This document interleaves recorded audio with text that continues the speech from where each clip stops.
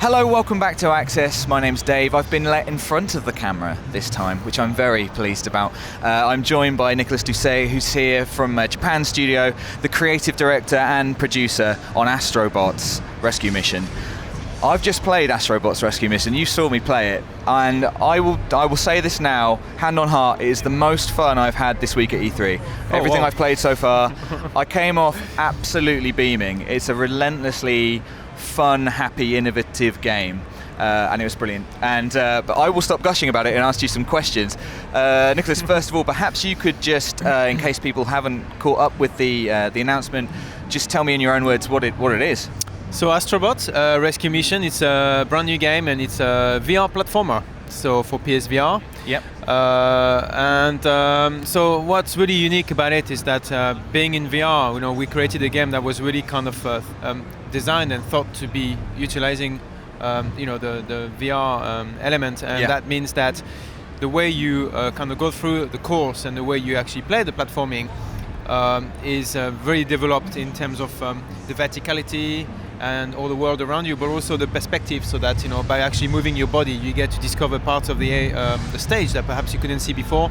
And so it's very much a new way of playing. So what's interesting with this game is that although it inspires from a very classic genre, which is one of the oldest genres in platforming in a way. VR gives it this kind of brand new feel, and I think it's a mixture of nostalgia and modernity together.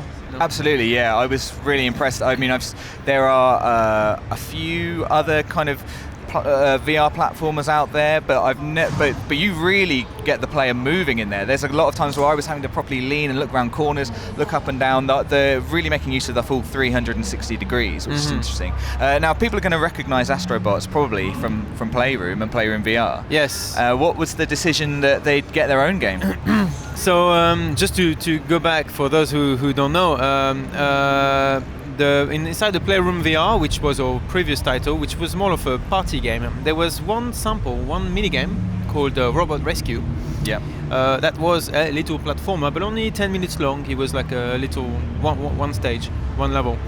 And for the families who played Playroom VR, well, they've enjoyed the whole party game, they've enjoyed all the content. But the gamers really picked up on Robot Rescue as being one of the games they wished had been a bigger title. So for us, it was the confirmation that what we believed to be right, or hope anyway, was confirmed, and then so we moved on, and it's been about 18 months now, and we're almost done with finishing Astro Bot. The people got what they wanted. That's good. That's right, and we got what we wanted too. I mean, it's it was great to hear that confirmation.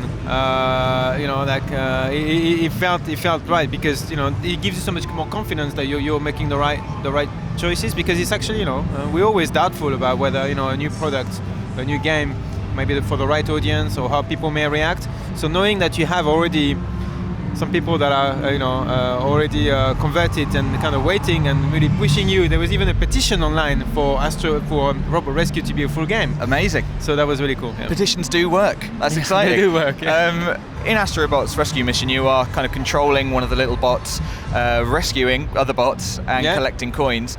But also, it's interesting to me that as the player, you are actually a character in game, not just a kind of, other games might have just made you just like a camera, just a way of looking, and you'd be that little character, but you are kind of a giant bot. What was the kind of thinking behind doing that? So when we began thinking about VR, before we thought about the character control, the first person was like quite an evidence, but in a way, when we brought the character as a controllable character, it still felt like, as a human being, you still exist in a VR world, and there is no way we should be removing you from the space. So then it became a case of, okay, how much interaction do you have as a human being with your head, with your,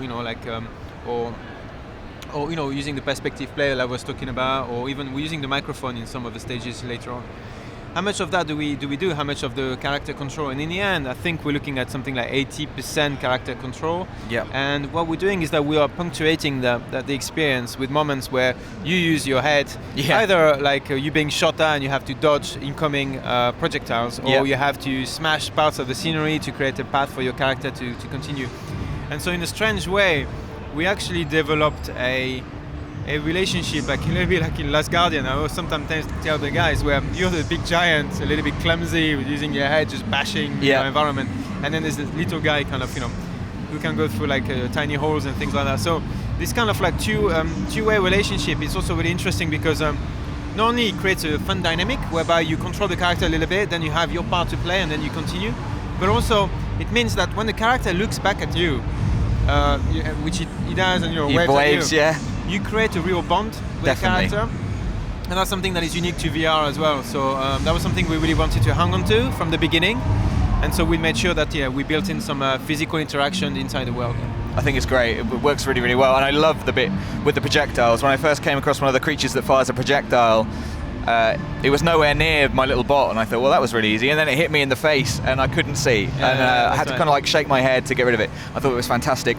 There's a couple of gadgets in the game, or at least one, which is a grapple hook that I used in a really, really good fun boss battle. Are there any other gadgets that we'll be seeing in the game? Yes, so in the trailer we're also showing the ninja stars.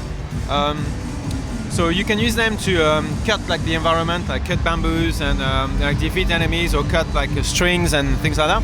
But also you can use them to plant inside tatami to make platform for your character. Nice. And that's really interesting because depending on where you plant them, you suddenly make yourself very kind of tight platforming or very kind of difficult jumps. And I love that because it's that's true emergent gameplay. It's like it's the way you use the gadget is the way you create your own game design in a way. Yes. And that's a really interesting part. So we have these gadgets, and then a couple of other ones that we'll reveal later. Yeah. So we created variety because Robot Rescue had the hook shot, and we kind of recycled that one for the boss battle that you mentioned. But then we have a whole bunch of other ones that were actually already prototyped for Robot Rescue, but we just didn't have the scope to use them inside of. So we've been hanging on to them, and then and we're trying to make sure there's always like at least 3 use case for each one, so that when you use them there is like a multi-layer, so that it can be used to kill enemies, it can be used to help your character, or for example I don't know if you've noticed as well that they also have an impact on you. People probably didn't try that, but the hook shot you can try firing in your face. Really? And you would crack the visor of the headset. No way. That's brilliant. So I actually accidentally fired or bounced the Astro Bot into my face. Oh, you it did? kind of landed on my face. Stuck on your face. It was stuck on my face. I didn't know what to do with that for a while. That was interesting. Well, thank you so much for talking to me. I genuinely, 100%, it's the most fun I've had this week at E3. This is so good to hear. It's unbridled, just relentlessly positive and incredibly innovative, and I enjoyed every level had something new to offer me and something new to learn. It was fantastic, so thank you very much, and I'm very much looking forward to playing more. So thanks guys, let us know in the comments below if you're looking forward to Astro Bot's Rescue Mission. Let me know what you think so far, everything you've seen. Like this video if you liked it, and do subscribe so you don't miss anything else from the world of PlayStation and E3.